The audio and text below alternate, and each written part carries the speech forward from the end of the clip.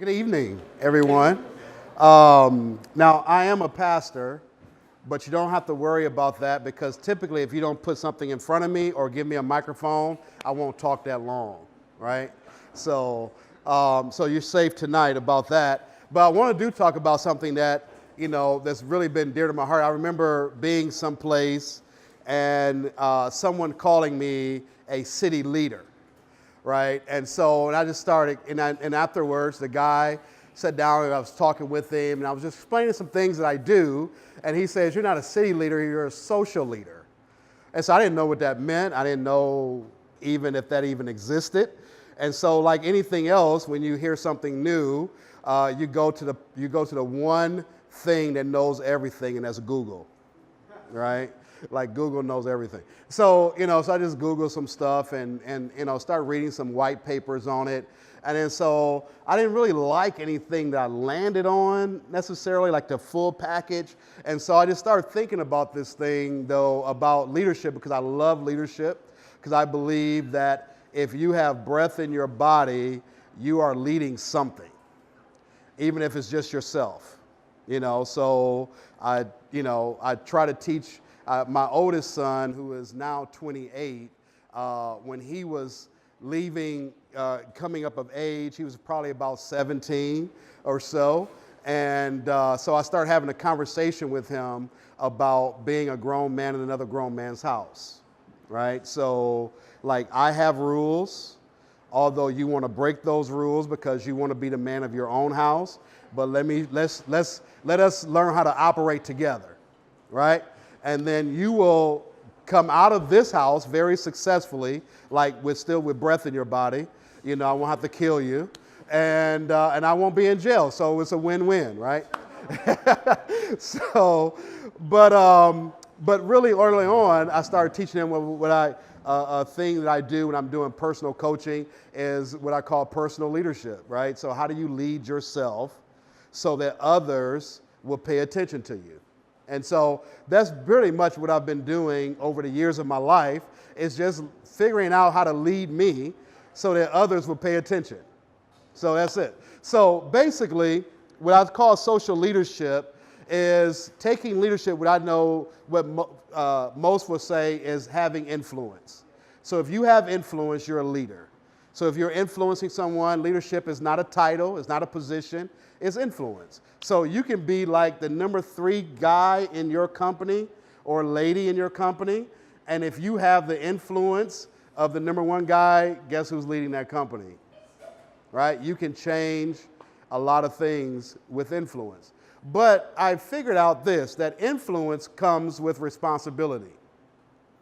So I come from a musical family, and my father's a lead guitar player, played in a lot of different bands and different things of that nature. My sons all have musical abilities, some kind or another. Me, I have no musical talent whatsoever. Like, it's just like, boom, nothing, right? So I had to figure out, well, what's my gift? And because they get on stage and they draw people's hearts in through their music and all this stuff. And so I just figured, what's my gift, Because I went through a lot of my lifespan thinking, well, I'm just Charles.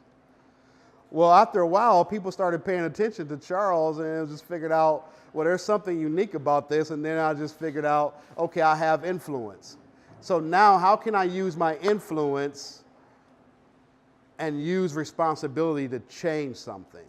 Right? So I teach them that if you're in the studio and you're recording an album or whatever, or you're on stage, you have influence, but you also have a responsibility to not just throw out something that doesn't mean anything, but to help people think about something. Help people think about their concept. So for me, I've been choosing to use my leadership abilities to help people think about our city differently, think about our society differently, and utilize the platform from which they have to make a difference. And that's it. So the first thing a social leader does is build platforms. And so for one of the things that we have to understand is that if we're going to build a platform, for some of you, it could be a new company. It could be a position in a company. Whatever it is, you have a platform from which you now have to build something for people to pay attention to or build an audience with, right? So for me, I challenge pastors in our city all the time to say that you're not called to your church, you're called to the city. And if the church is just a platform to reach the city, right? So I'm an entrepreneur, you know, and I like to say it this way. I am a novice entrepreneur that makes a lot of mistakes.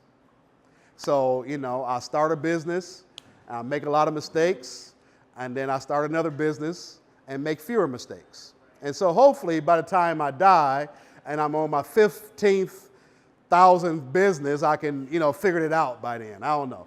But but we start businesses just so we can do ministry, so we can reach our city and we can make a difference. So I just figured that if I start a business, it's a platform. It's a platform. If I get a promotion on my job, it's a platform. It's a platform from which I can build an audience to help people see something differently, right? The other thing I think social leaders do well, social leaders build communities. So so once they have an audience, everybody in the audience can't be your community, right? I mean, because you have some people, I tell people this in our church all the time, I have 3 types of people in our church. That there are people that's for the vision. That means they just applaud everything we do. It's like they cheerlead, right? They're with the vision.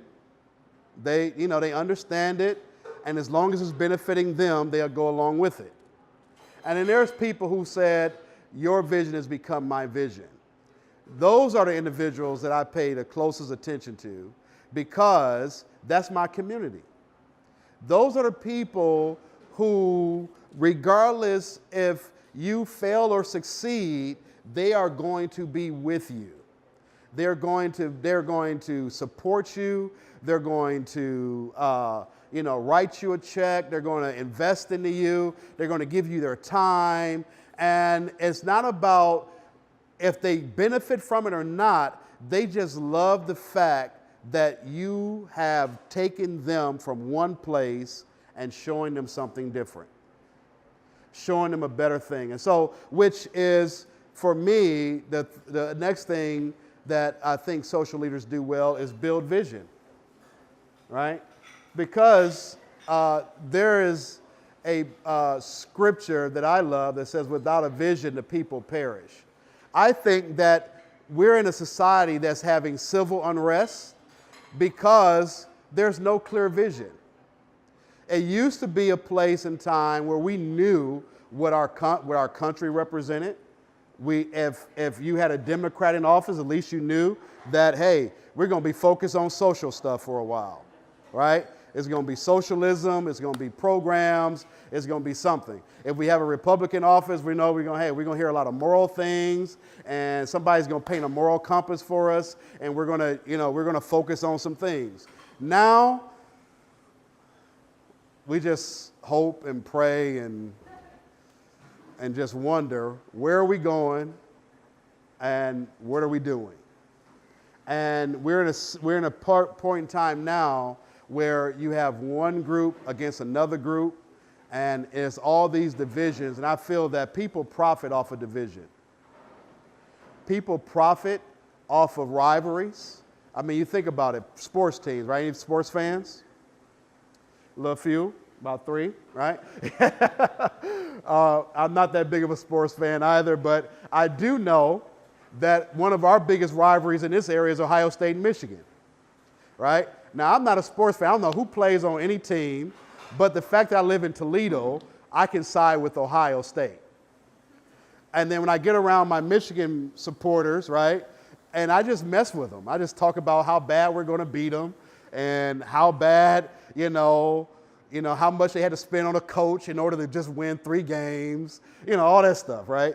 And then, when I get around my Ohio State friends, I can talk about how great Michigan is, right? So I just like to upset people, I don't know. But the thing of it is that rivalries make money. Rivalries is a product that people buy into because somebody want to be on the winning team and they want to say that I am better, right? And so, but I believe that vision should unite, not create division. That when we are social leaders and we take responsibility for what we have in the space that we are living in, and we say that I want to see our space different, I want to see shared space, I want to see people who can have difference of opinion walk away from the table respecting each other. Because unity doesn't necessarily mean I'm going to always agree with you. But I believe that if we can have a common vision and a common goal, we may have two different understandings of why that goal is important, but yet we're all working towards it. So I think social leaders have a responsibility to paint a vision for people to see a better city, a better community. And then the other thing I think that social leaders do well is that they build other leaders. That I am not jealous or insecure of another leader's success. As a matter of fact, I want you to have success, right? So, so who has a tech company? Like you're the president, CEO. Right? Okay, right there. So now if you have a competitor, your competitor winning helps you. I know we don't look at it like that, right? Would we even know about Burger King if McDonald's wasn't successful? Would we even care? And if Burger King gets revenue that shoots up and McDonald's stock drive down, would we even care, right? I mean, we don't even know what the meat is anyway, but you know, but at the end of the day, it's a burger, right? Supposedly. It's suspect, but it's a burger, right? So I don't know why they can sell a burger for $1 and over here you got to pay $5 for it. I don't know, but if it's the same beef. But anyway, those are things that just makes you wonder. But the thing of it is that when someone is doing better, it helps the whole. So I did some comparison a little bit, right? So I've realized in my research that our business ventures have gone up. We've had more businesses started in Toledo, Ohio, and we've had more jobs developed in Toledo, Ohio. We've had all this, you know, and then if you look at our downtown is coming back alive like never before, right? I think I was a teenager the last time I seen this much activity in our downtown area, and maybe even younger than that. So, but then also on the rise in Toledo is poverty. We have more poverty, more homeless youth, and more uneducated and displaced families. So how is it that we can have success and failure both growing at the same time? It's because somebody is not using their platform to create the right communities, to paint the right vision, to build the right leaders in order to see change. Because if I use my responsibility and my influence, and I take that responsibility, and I realize that I must do something with it other than get rich, I must do something with it other than get famous, I must do something with what I have to make a difference. So one of the things that we decided to do this year was use a for-profit model of real estate and mix that with a nonprofit model of helping families, right? So simple, we purchase real estate, renovate the real estate, and then we put a family within that real estate, and we take my only thing I really, know how to do well is talk and help people think differently about their life, right? So that's just what I do. And so outside of being a meeting all day, that's my job function. Somebody asks me, what do you do all day? I'm a meeting. That's all I seem to be in is meetings. But when I work with families, it's about helping them progress, paint a vision, make a plan, and do something different for their life. Because for me, it's not about the house, it's about the family, which I think we've lost. Because if you look at any dispersed or bad neighborhood or ghetto, we have families there, but we have families that are not stable. So if we have families that are stable and good families in a community, that community changes.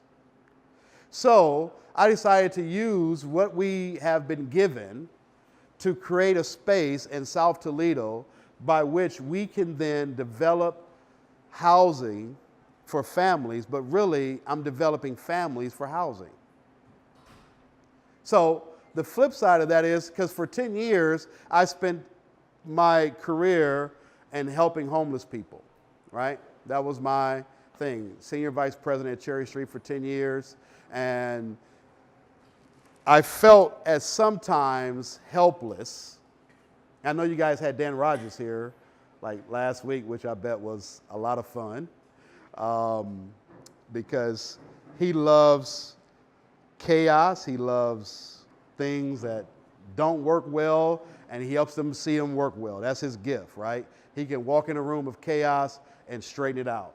And so for me, underneath that leadership for 10 years, sometimes I felt helpless, though, because as much as we helped straighten out in our community, we never had a good response to where families could just be in a house and stabilize. And not just stabilize, but break the cycle of poverty and break generational poverty. And so for me, we make money, yes, off the house, but that money goes back into this program by which we're able to help stabilize more families. And so we developed this thing called Empower One, and I call it a thing because we're still trying to figure it all out, right? And in Empower One, we just decided that if we're going to live in a space and we have a platform, and I have influence, that means I have responsibility. And I don't have a responsibility just to make money for my family, although that's important because, I got 7 children. And all of them are grown now, except for the one that's sitting right over there. She's 14. And a 14-year-old young girl costs a lot of money. She's a very expensive young lady. That's all I'm going to say. But one of the things, though, and this thing is that, she has figured out that if I want to do something, I earn it, right? So she wanted to go on this trip, and so she took $20 and turned it into $200. So that, I can resource all day long, right? Because if you're going to take $20 I give you and turn it into $200 to go on a trip, imagine what you can do with that influence and that type of responsibility later in life. And so I think that as we go through life and as we build our careers and as we build our platforms, build communities and build a community of people that will not just applaud you, not just be with you for a season, but that will stand with you and let your vision become their vision, where it's just a single vision. And what is that vision? That vision in our company, in one of our companies, is to not just provide housing for people in mental health, but to provide housing and employment for people, right? Because I want to take care of people. I don't want to just have people and they work for me for a little bit and they move on. You know, I like Chick-fil-A, right? Anybody like Chick-fil-A? It's like the best place, right? I made fun of them a little bit last week on the radio because I said everybody at Chick-fil-A is always happy. And I want to know, how do they get so many people to be so happy all the time? All right, so I'm curious. But I'll tell you what made me curious about it, because I believe environment is everything, right? And what made me curious about it, because there was a young man that used to work at another restaurant in the urban part of town, and this young man had a bad attitude, right? And then so I go to Chick-fil-A, and he's now working at Chick-fil-A, and he's like a totally different person. So I'm like, Chick-fil-A is changing people's lives, man. Right? It's not just good chicken, it's good. They're changing people's lives. But I figured out, though, that somebody at Chick-fil-A said that I want to use my leadership influence, and I want to take responsibility, and I want to create environments, communities of people that will do something different, that will create a different experience. And so that's what your community of people do. They want to help you create new experiences.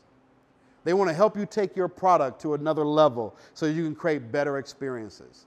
They want to invest in you so your company create better experiences. I mean, if we do research between Microsoft and Apple, right? I mean, a lot of people jump ship because the former guy was like mean, right? You know what I mean? It's just like hard to work for, right? But somebody created a different experience. And somebody has to always create something different. And so that's the vision, because vision creates different experiences. And when you create vision, you have a responsibility to build new leaders, to operate in that space. And so that's what I wanted to just talk to you guys about tonight. Thank Nate for inviting me, and you guys for paying attention.